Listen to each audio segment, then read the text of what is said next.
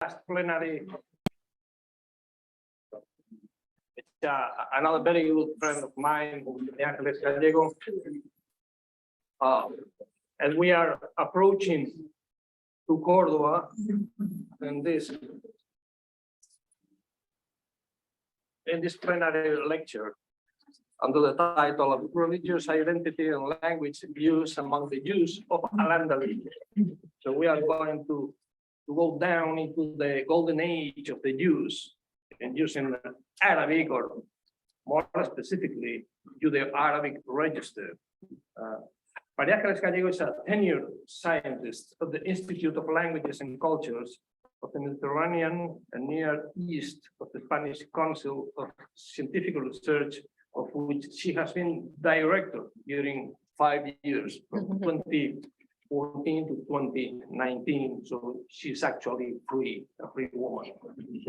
She has worked and taught at different academic institutions, including Emory University in Atlanta as a Fulbright visiting scholar from 1997 to 1999, and the University of Cambridge from 12 to in the United Kingdom as a research associate.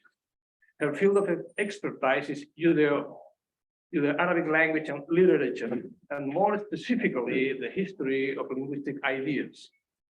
She has published extensively a lot of articles, books, and in some cases we have collaborated in some research. So now you're going to enjoy a nice lecture by María Ángeles Gallego about the production and the context of production of the Jewish intellectuals of al-Andalus. María Ángeles.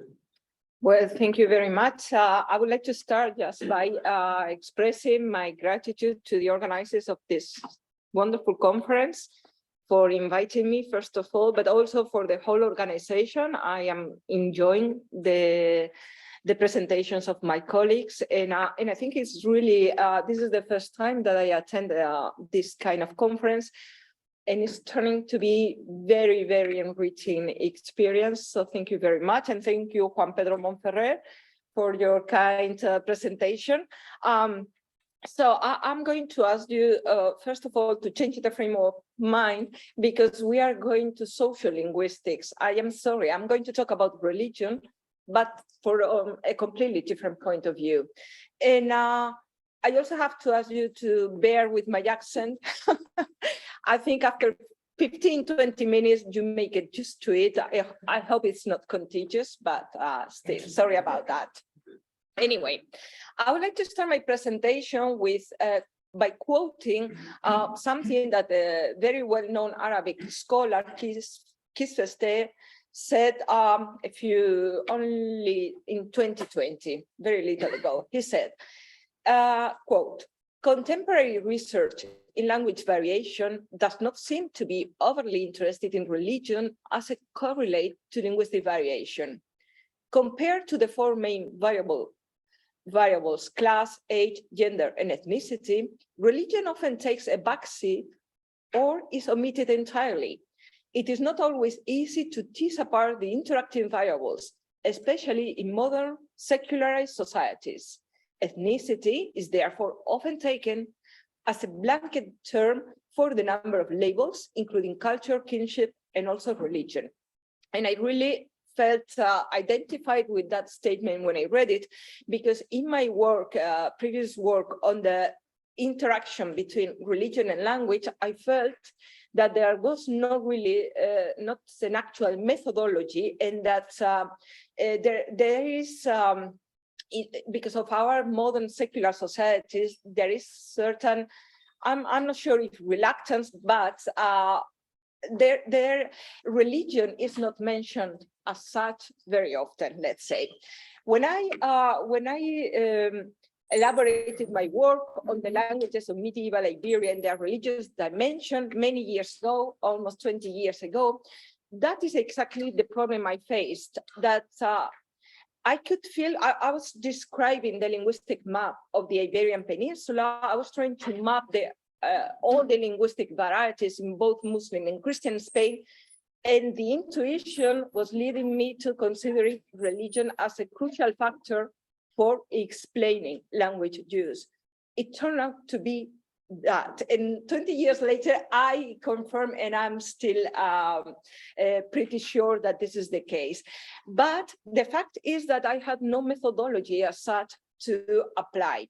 What I did at that time, and what is still useful today, is to use things that might seem a little weird to you, like William Labov's The Social Stratification of English of New York City. Believe it or not, this is very useful for understanding the linguistic situation of al-Andalus, because the understanding of language use in the variationist paradigm is crucial for understanding how different social groups use language. Just to give you an example, in this work by Labov, he studied he actually recorded many different groups of population speaking English in New York. And in the case of Afro-Americans, he proved that things that are usually considered grammatical mistakes or ignorance of English turn out to be just choosing a register to adjust to the environment.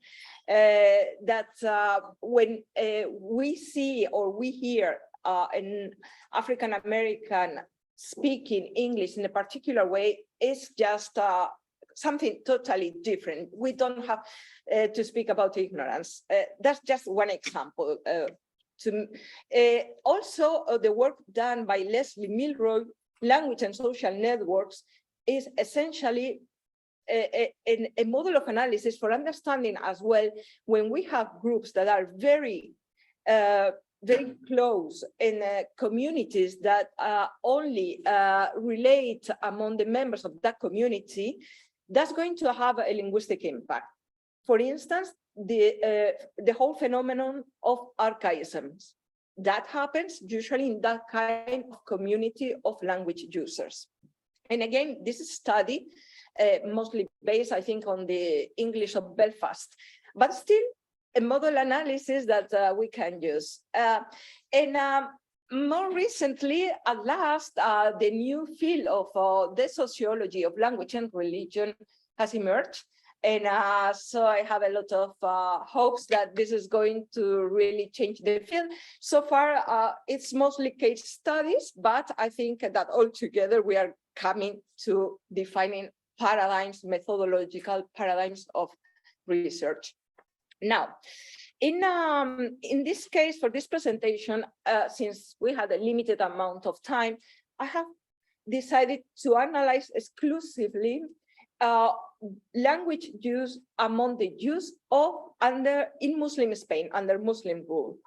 And the reason I did it was, first of all, because it's very, very interesting from a linguistic point of view. And secondly, because the Jews of al-Andalus have a lot of significance in the history of Judaism. They are sort of an emblematic community. And this is not something that I say. It is actually historians, Jewish historians in the 19th century within the movement of the Wissenschaft des Judentum in Central Europe, who coined the expression golden age to refer to the Jews of al-Andalus. Because according to these historians, when they start writing the history of Judaism, they compare the history of the Jewish people under Christian rule and the history of the Jewish people under Muslim rule. And they reach two conclusions. One, they fare better under Muslim rule, historically. Second, within all the Jewish communities of the Muslim world, there is one that is outstanding in their view, and that's al-Andalus. And some of the aspects that they highlight are the full immersion in Arabic Islamic milieu, including, of course, the linguistic immersion. Another aspect that I'm going to talk about later on is that something unique of the Jews of al-Andalus, that there is a revival of the Hebrew language. Hebrew had stopped being a spoken language I think it was in the 1st century of the Common Era, and used since then as a liturgical language, as a lingua franca of Judaism, but without any real use as secular. It is in al-Andalus where we witness a first revival of the use of Hebrew before the revival in the state of Israel. And that's a very specific phenomenon of al-Andalus, Hebrew poetry, how the use of al-Andalus, once they revived Hebrew language for literary purposes, they develop and they compose poetry, the highest quality poetry known to this date. This is the period of the Golden Age. It is not the entire period, the history of the use of al-Andalus, but usually when we talk about Golden Age, it's 11th, 12th, and early 13th century. To give you just a flavor of how that Golden Age was perceived by historians of Judaism, I have one quotation from one of the scholars of the movement of the Wissenschaft, the Judentums, who says, quote, Jewish Spain contributed almost as much to the development of Judaism as Judea and Babylonia. Enthusiasm for science and poetry seized them, and Jewish Spain became the home of civilization and spiritual activity. The cultured use of Andalusia spoke and wrote the language of the country as fluently as their Arab fellow citizens, who were as proud of the Jewish poets as the Jews themselves. This is really the tone of all the historians of the Jewish historians of the 19th century. I think it is Heinrich Graetz who himself says somewhere else that Córdoba is like Jerusalem and Toledo like Tiberias. So there is, they consider al-Andalus as something very special in the history of Judaism. More recent is this quotation from Raymond Shinley, from the Jewish Theological of New York, who is still under the spell of the idealized community, says, no other Jewish community produced as many Jews who achieved positions of status and even power in the non-Jewish world. And no other Jewish community produced such an extensive literary culture reflecting the deep impact of an intellectual life shared with the non-Jews. And well, now that it's clear that that there is an idealized view of the Jewish life in al-Andalus, I'm going to actually nuance that view, because from a linguistic point of view, we are going to see, on the one hand, immersion, embedment in the Arabic milieu, but on the other hand, marking Jewishness, identity markers and limitations to that embedment in the Jewish Islamic milieu. This is very schematic map of the 4 linguistic varieties used by the Jews in al-Andalus. 4 high registers, that is formal context like literary writing or scientific work or formal letter, administrative letter, or for a religious ceremony, etc. There are 3 languages that they are going to use: classical Arabic, like the Muslims; Hebrew, that's specifically Jewish; Judeo-Arabic, I'm going to tell you about it later on; and for low registers, that is everyday casual interaction, that's the Arabic Andalusi dialect, just like the Muslims. And this brings me to describing a phenomenon that maybe you are familiar with, that happens within the Arabic speech community, that is the existence of 2 different varieties of Arabic.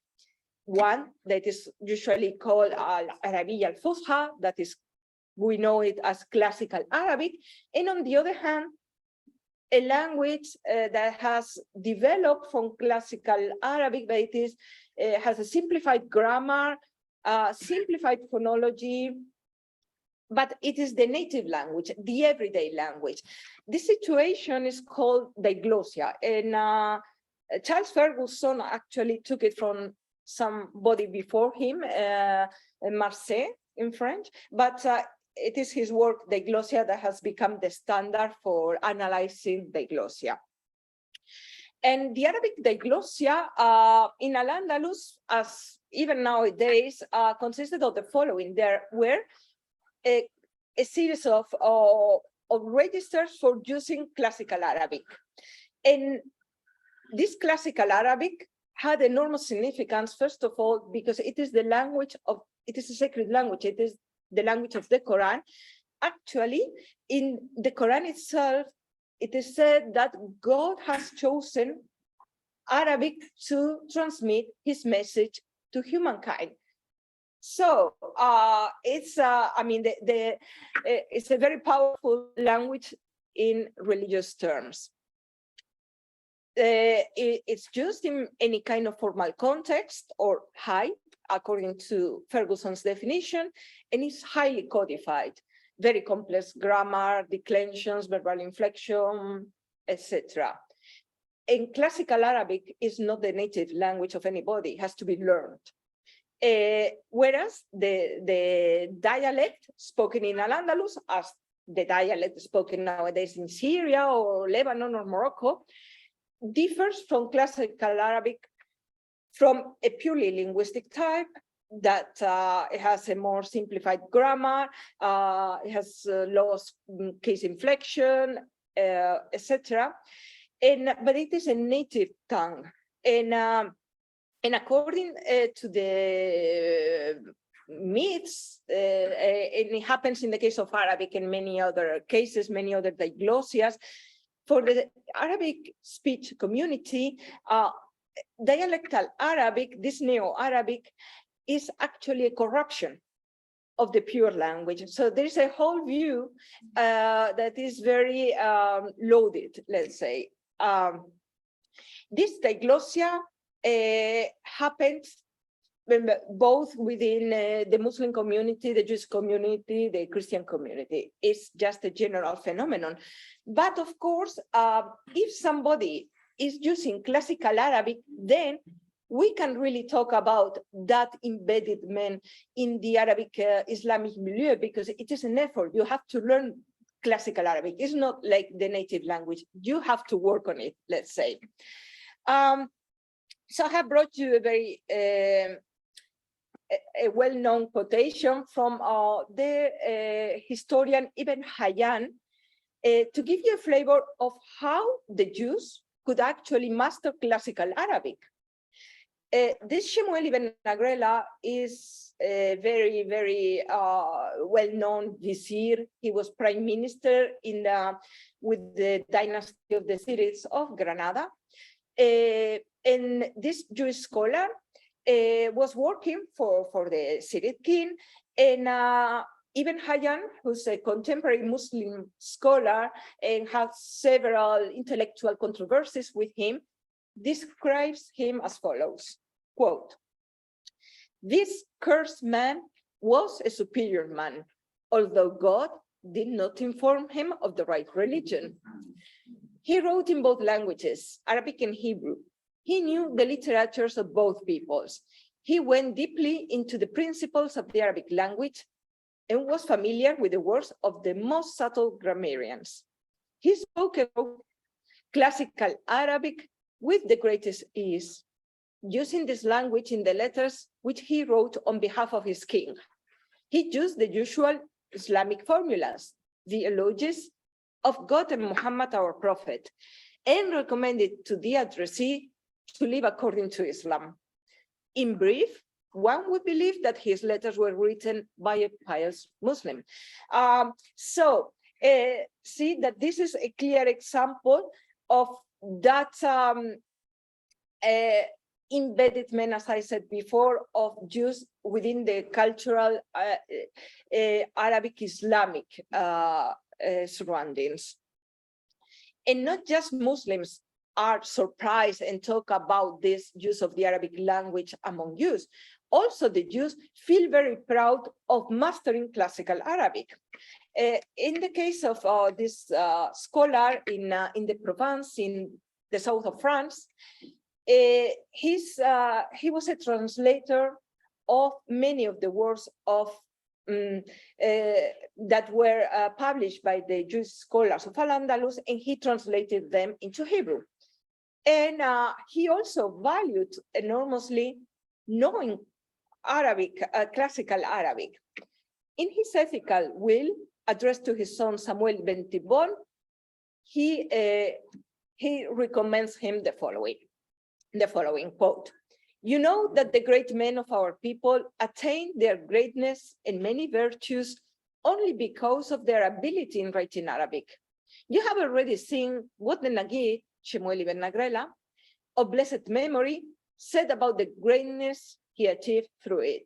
So, and it's interesting to see that there are nobody is going to consider Shemuel ibn Nagrela a traitor for being working for the Muslim ruler or for mastering classical Arabic. It's just part of this complex sociological picture that we have in al-Andalus. But we are now going to talk about the cases in which the Jews are not so keen on using Arabic like Muslims, but they are keen on marking their own identity features. And this has to do with something very, very relevant in the history of al-Andalus. That's the revival of the Hebrew language. Biblical Hebrew is in a parallel situation to classical Arabic in Islam, is a sacred language for the Jews, the language of the Torah, the language of the old people of Israel. And but because of the fact that it was not a live language, knowledge about this grammar and about the entire morphology, even pronunciation of Hebrew was problematic for the Jews. And it was here in al-Andalus when the Jews start writing Hebrew grammars that are really comprehensive and that finally come with all the rules for Hebrew.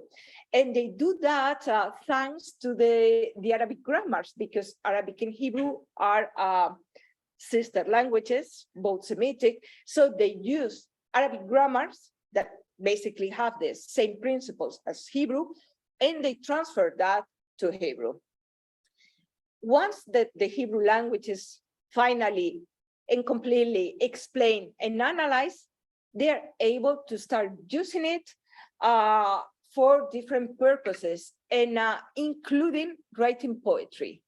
And poetry at the time was the most praised art there, as you may know. And in this case, the fact that they are using Hebrew rather than classical Arabic, as the Muslim poets did, has to be acknowledged as one of these Jewish identity factors. In fact, and they do say it in, for instance, the scholar Moshe Ibn Ezra, they are in competition with the Muslims, intellectual competition, to see who's writing the best poetry, Hebrew poets or Arabic poets. And they also say, look, Hebrew is the best language for poetry, not Arabic. So there is actually, there is a feeling of nationalism, let's say, in competing with the whole concept of Arabia of the Muslims of al-Andalus. There are so many poets I cannot tell you here, but just to give you a flavor, this is the first woman poet since biblical times, and some of her poems have been preserved in the manuscript collections of the Cairo Geniza, were found in Egypt. This is a very beautiful poem about farewell. She is the wife of a poet, of Dunaj ben Labrat, and well, he has to leave Sefarad, and they are just saying goodbye to each other. And well, just to give you a little flavor. But to me, the most interesting part of the Jewish use of language in al-Andalus is their use of Judeo-Arabic. Judeo-Arabic can be defined as classical Arabic, but written with the Hebrew script, with Hebrew alphabet, not with the Arabic script. It includes lexical borrowings, loan words from Hebrew and Aramaic. And it includes traits from the Neo-Arabic, that is the so-called vulgar Arabic, because they do not feel so committed to the ideal of following the grammar of classical Arabic. They do not have that commitment as Muslims would do. Judeo-Arabic is used exclusively for communication and for writings that have a circulation within the Jewish community. And it has to be, in my view, contemplated within the general framework of Jewish languages, along with Yiddish, Spanish, Judeo-Berber, etc. In al-Andalus, we have a huge scientific production, including grammars, astronomical works, legal works, theological works, philosophy, etc. in Judeo-Arabic. So Judeo-Arabic is really a very, very relevant vehicle of communication and of literary production. As I say there, just to give you an example, the famous Guide of the Perplexed by Maimonides was actually written in Judeo-Arabic. And this is a little fragment. This is a draft, not even this is coming from the Cairo Geniza collection as well. And it's a wonderful fragment because it shows where Maimonides is having doubts about his own writings. And this is written in Judeo-Arabic. And most of the works of Maimonides are written in Judeo-Arabic. Because of this lack of understanding of how Jewishness or religion was important and relevant for linguistic differentiation, lots of methodological mistakes have been done when addressing a Judeo-Arabic text. And this started already in the 19th century, when Jewish scholars encountered this text. First of all, they didn't understand why the Jews wrote in the Hebrew alphabet rather than Arabic. They come up with very interesting explanations I'm going to tell you about in a minute.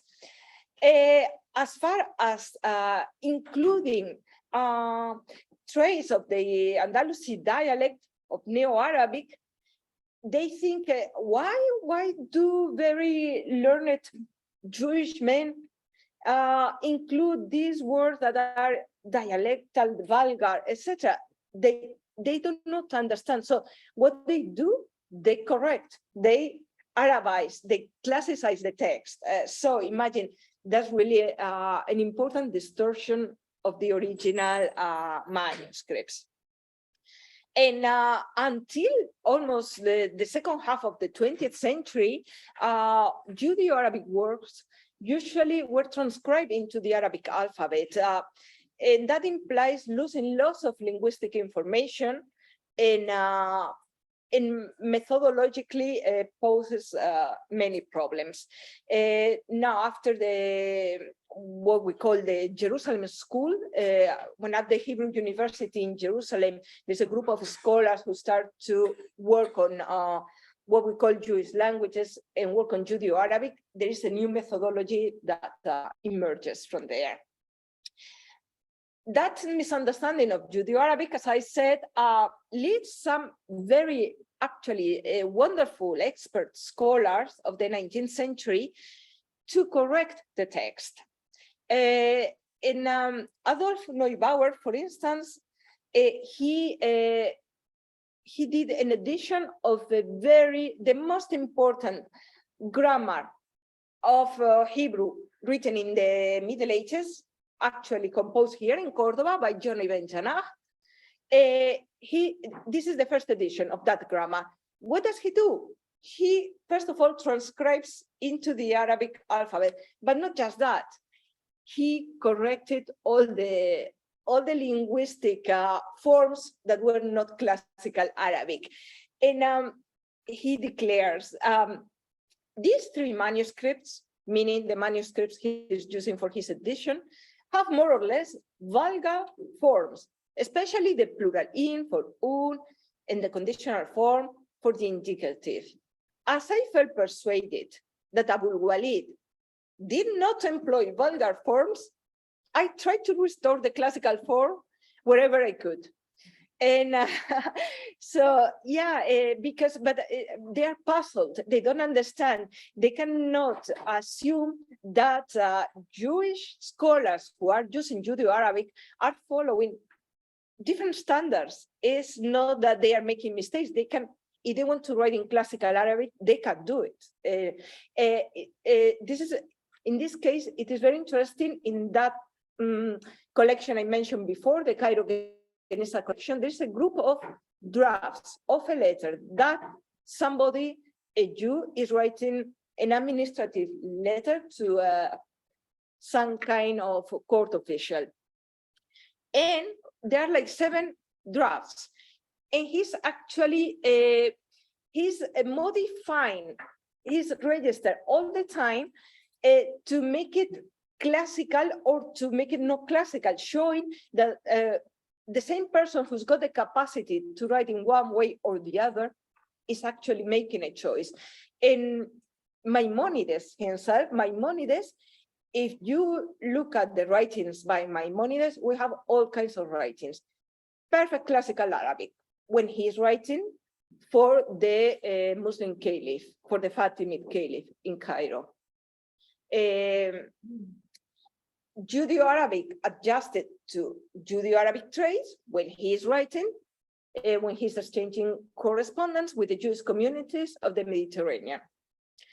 Hebrew, when they write to him in Hebrew, showing as well that versatility and that constant linguistic adaptation that I find fascinating. Again, about the misunderstanding of Judeo-Arabic, and it is indeed great scholars who advance the field very much, like Hirschfeld, that come up sometimes with very, very weird, in my opinion, explanations. Like Hirschfeld says, he's trying to understand why do they just write with the Hebrew alphabet rather than the Arabic alphabet, and instead of seeing that as a mark of Jewish identity, he goes back to the pre-Islamic era and thinks that that is a trait that dates back again to the pre-Islamic era, that they were more familiar with the square characters and that they have kept it. So anyway, why not?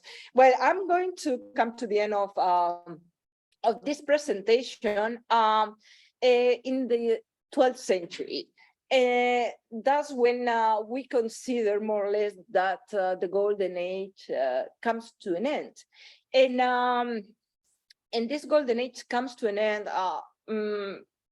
We always blame the Almohads if there are Moroccans here. I'm sorry, but it is true that, well, it is the whole historical development and also the Reconquista, how the al-Andalus is pressured on different fronts. And there are rigorous policies towards the Jews, especially during the period when the dynasty of the Almohads that come from the north of Africa are ruling al-Andalus. And that there is no real they never come back to that flourishing of Hebrew and Judeo-Arabic production. So this is basically the end of the golden age. And also, in addition to the fact that the literary and scientific production somehow declines, the linguistic map changes again. So if I continue talking now, I would give you a different view from the 13th century onwards. So this is basically a different story. And from a linguistic point of view, just one fact that in the 12th century, there is a movement of translations.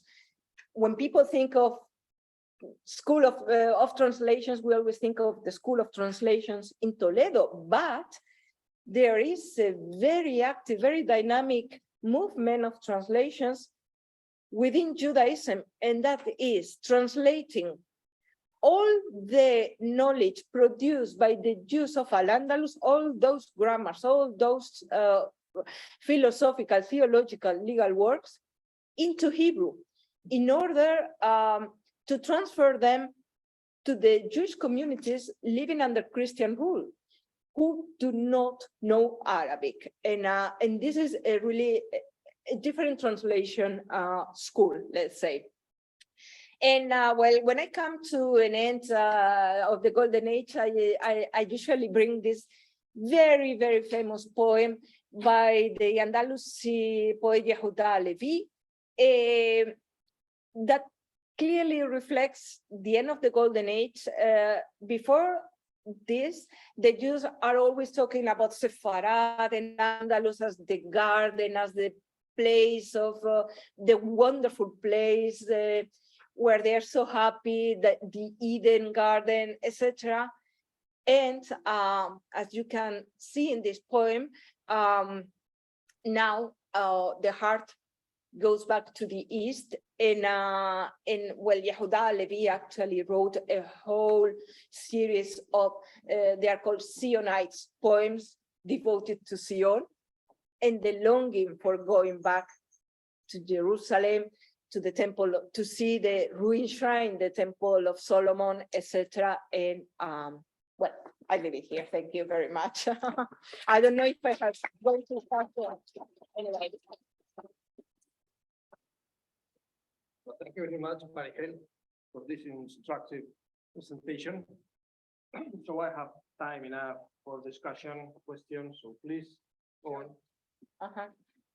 Thank you so much for that. Yes. I'm wondering if you could comment on any sort of theological or philosophical implications of the use of classical Arabic or Judeo-Arabic. Like, did the use of that language sort of cause any differences in the way that sort of the worldview or theology was understood by the Jews in Well, in the case of al-Andalus, what's really amazing is to see how they move from one to the other without any problem.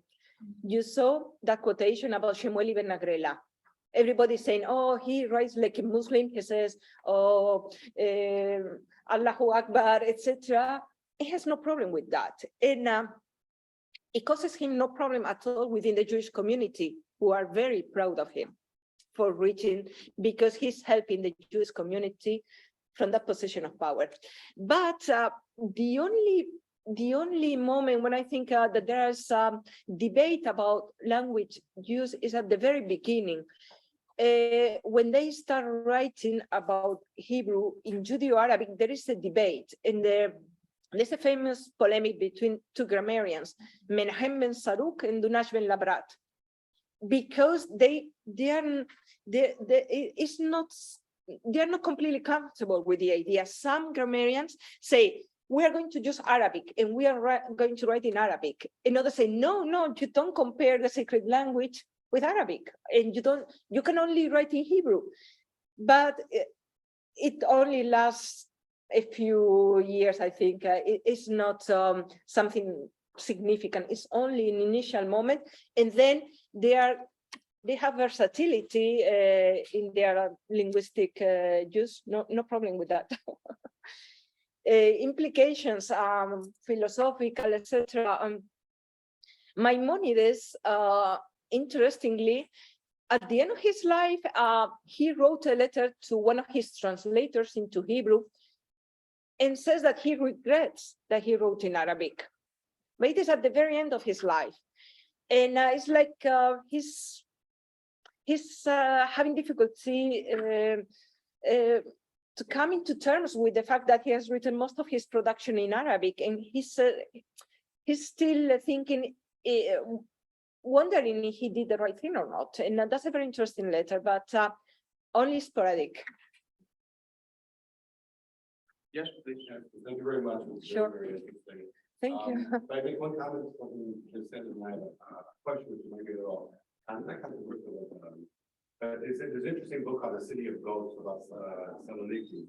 and talks about, among other things, what happens when the Jews were kicked out here from Spain, arrived there, and the Jewish community there didn't know exactly how to accept them because they were religiously very observant, but were much more culturally open. You had the meeting of the Spanish Jews going there, and you know they knew they were religiously similar to them, but so did things differently socially. So I think that's an interesting that sort of meeting. It's a great book, anyways. But I have a question which might be a little controversial. So you talked about the science of Judaism in the 19th century and the Germans. Okay, now you have the German Jews who look around, and for lack of a better word, and I think they were despised by the Christian community there. Okay, so you have the German Jews who are coming out and they're being enlightened, etc., and they're looking around for a period of time where the Jews were enlightened. It's certainly not happening in Eastern Europe, with a very, very poor and not particularly advanced German Jewish communities there. Do you think that? I mean, there was a golden age, without a doubt, you know better than me. But do you think that maybe the need for for these German Jewish scholars to find a society where the Jews are part and parcel of the society, etc., might have played a part? Absolutely, absolutely. It's Mark Cohen has studied that phenomenon. The fact that the Jews of al-Andalus are so emblematic is problematic because everybody will try to make a point about them. And those German scholars want to show the Central European world that there has been a period of history when they are assimilated by the non-Jewish, by the Gentile, and that's beneficial for the Gentile and for themselves. So it's like, see what happens if you stop discriminating us. The history of the Jews of al-Andalus has gone through the different phases due to political circumstances, history of the Jews. This golden age, after the war of the 67 war, was totally questioned. And people said, no golden age. No, in al-Andalus, no happy life, because there's again a revision of the history, and rather than focusing on achievements, they are focusing on the persecutions by the Almohads. So it's I'm not a historian, but writing history has to do with your own political and social circumstances. Absolutely. I think there was. Yes, thank you so much. Thank you, Maria, for this very fascinating Thank you. presentation. I have a question on language as an act of resistance. So I think we see in a handful of movements, often against the conquering majority, rather than conquering minority, for example, in a personal context. So in Sudan, English was there was a refusal to adapt English as a lingua franca due to resistance against British colonial forces. Right. But do you think that this is perhaps the opposite, that because of the religious tolerance of the time, from what I understand, very limited of the spirit of the time at al-Andalus, that this reflected the religious tolerance of the time vis-a-vis the adoption of both the language of the majority, but as well as the choice to revive the personal language of the Jewish community? I'm not sure if I understood correctly. Let me tell you. I think, first of all, Arabic is the language of culture of the period. You cannot learn about anything without knowing Arabic. So if you are a pragmatic person and you are interested in the world of knowledge, that's it. It's the lingua franca of science. So it's, but then the Jews of al-Andalus, I don't think there is resistance in any way. There is only a wish to mark identity, to say, you have something wonderful, but we have something wonderful too. So I would see it in positive terms rather than negative terms. Thank you so much. And I apologize if the question is, not appropriate or whatever. But one of the things when you were responding to this two previous questions, I was thinking about the question of these scholars who are like, oh, correcting the grammar Yeah. of people who have sort of made this choice, right, in a particular way. And I'm just sort of wondering what particular agenda you think that those scholars have. I mean, for example, one way would be just interpret it like with a kind of anti-Semitic agenda, like, oh, those stupid people, they didn't even really know this grammar, or kind of what is, I guess, the scholarly attitude that seems to be behind this sort of refusal to recognize that people could choose to express their identity this way? Well, this is all within Judaism. First of all, there's a scholar, Bernard Lewis, who wrote about this phenomenon. He called these Jewish scholars the pro-Islamic Jews, because their agenda was that to claim that Judaism and Islam were close, that Jewish life under Islam was much better than Jewish life under Christianity. So it's a sort of continuation of the Wissenschaft. And they had those goals. I don't know if they were aware or not, but because they don't seem to be aware of what they are doing, they just want to continuously make everything they come up with to Arabize, to make it. They don't want to find traits that can show any mark of independence or identity. They want to show how embedded the Jews are in the Arabic Islamic milieu. And again, this is something called by Bernard Lewis the pro-Islamic Jews scholarship. Those translators from Jewish translators from Arabic, they translated also to Stockholm Arabic. Sometimes now they are lost in Arabic and there's Yes. like other. Yeah. The fact that when in the 19th century, these pro-Islamic Jewish scholars did those additions that we cannot use nowadays because they have not respected the original, people started to use the Hebrew translations made in the 12th century by Yehuda ben Tibbon and other scholars. So in fact, and even now we are still using Hebrew translations rather than the original because of that, because it's more reliable to have the Hebrew text that they did than the Arabic text that has been altered, basically. Does the Judeo-Arabic distinguish between the Arabic letters Ayn and Zayn, or do they use the Hebrew Ayn for both? They have a representation of all with different diacritics, but it's like having the entire Arabic alphabet.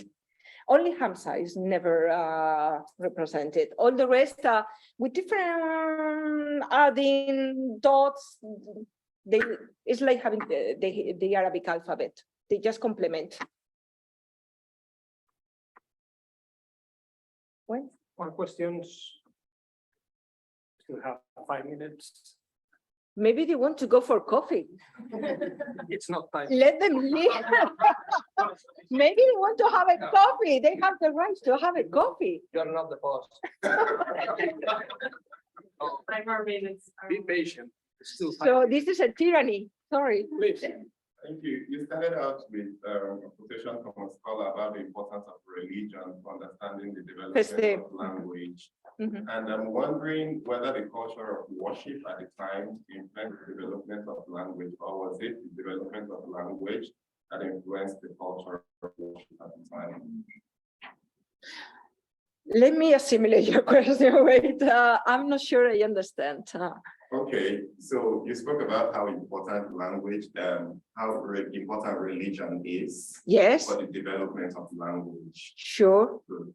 In the interaction with language, how it influences the way we use language. So my question is, in what direction can we project this movement? Is it the development of the culture of language that had an impact on the use of language in worship? Mhm. Or was it the development of language within the context of worship that influenced the cultural development of language? It's not, look, when we talk about religion, at least in this context, it is not so much about worship or theology. We are talking about national identity. I think it's more about feeling like a nation or a people. Of course, religion is relevant in all its aspects, worship, liturgy, everything. But I see it more as Jewish people as the Jewish people, or Muslims, because Muslims have all these phenomena as well. Even in the Iberian Peninsula, I don't have time to talk about all that, but after the Christian conquest, they start using Romance with Arabic script. The Aljamiado Morisco in a similar situation. So the interaction between religion and language takes many faces, let's say, and it expresses itself in many ways. But again, we need to, I think, to describe the paradigms and how it actually works from that specific perspective. Not to talk, as the scholar Kisverste said, that people nowadays talk about ethnicity or class. No, it is actual religion that we are talking about here, not about ethnicity or, and especially if you are talking about society in the Middle Ages, I think the trait that defines the individual more than any other trait is religion, religious affiliation. In the case of al-Andalus, clearly it is. This isn't really a question, more of an addition. That's true. So when you're talking about the difference between classical Arabic and the everyday dialect Arabic, it's very accurate, it's very true. But I would add to that even the Quranic Arabic is very different from the standard Arabic that we have as well, the classical. Like the stuff that you hear on the news when they're reporting in the news is very different from the kind of language that they used in the Prophet Muhammad's days. It's so even there was a show about about the life of the Prophet called Umar bin al-Khattab, and they were like, the script was all in the kind of Arabic that they used back then. And even I, as an Arab, didn't understand. I had to have my husband translate every little bit, but I understand Arabic fluently and I speak Arabic and everything, but it's the normal everyday dialects that we use. And you're absolutely right about having to learn the standard Arabic, and even native Arab speakers, it's even difficult for them to speak Arabic, like classical Arabic fluently like that. So I think it would be very interesting to look into the difference between the Quranic Arabic and classical Arabic as well. Well, people are doing that now. I had to simplify the situation because we did, but they are talking now about white Arabic, and I don't know so much about the modern world, but of course, what we call Arabic al-Fusha is no longer the language of the Prophet. It is a kind of standard Arabic that has been self-simplified in regard to the old Arabic. So it's a different kind of standard Arabic. I know that. Yes, the diglossia. Yes, thank you. About your research, it's very interesting. Thank you. Something about religion, identity, and alternative media in England. So my question is about, do you find any sense of exclusivity of single identity on your research findings? The exclusivity of single identity was introduced by Amartya Sen, the Nobel Prize Award. He said about the feeling of superiority of the religious identity. Do you find about that in your superiority, feeling of superiority all the time? I mean, yes, there are no problem with well, first of all, as Mark Cohen says, monotheistic religions, they are all exclusive and they all believe to have the truth and everybody else is wrong. And so the feeling of superiority versus the other groups, yes, it's constant. And that leads to intolerance and violence? No, not in the case of this period. No. It's like in the case of competition. We have Hebrew and you have Arabic, but that's not trying to prove yourself better is not, does not need to have any, I don't know, any word behind or anything. I think in the Middle Ages, there was a culture of debate, an intellectual debate, really, that we don't have nowadays. They could be for days discussing about issues and about, well, you know that there's a very interesting case here in al-Andalus that there was a dispute between two Arabic groups, and they had a poetic competition for days until one of the groups during the Ibn Garcia revolt, and they had a poetic competition for days until people decided who was the best poet of the two groups. So even it could take a poetic fashion to compete with another group. It didn't have to be with the weapons or no. You could feel superior and still be peaceful. Yeah, very short comments, speaks directly to that. There's interesting development with the ultra Orthodox Jewish community. Yiddish was the classical language of Ashkenazi, the European Jew, and have died out for a variety of reasons. Now within the ultra Orthodox community, they're also investing until about 20 years ago, they're making efforts now with children to teach them in Yiddish, which wasn't really efforts made so much in the end of the 20th century, in order to distinguish themselves and maybe try to contact the community, law community, but also to distinguish themselves within the Jewish community.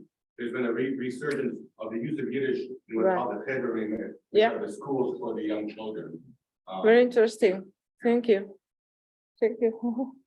I think that was time. Can we have coffee?